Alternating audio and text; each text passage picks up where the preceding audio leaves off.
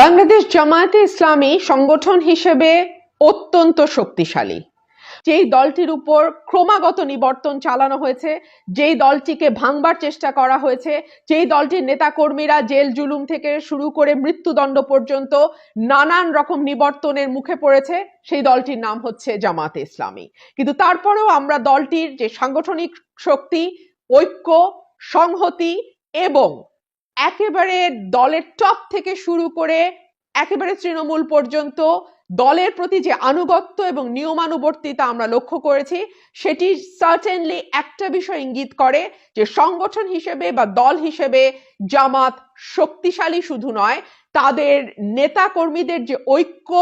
সংহতি, দৃঢ়তা এবং দলের প্রতি আনুগত্য, তাতে একটি রাজনৈতিক দল হিসেবে জামাতকে যে ধরনের পরিস্থিতির মুখোমুখি হতে হোক না কেন, দলটি টিকে যাবে।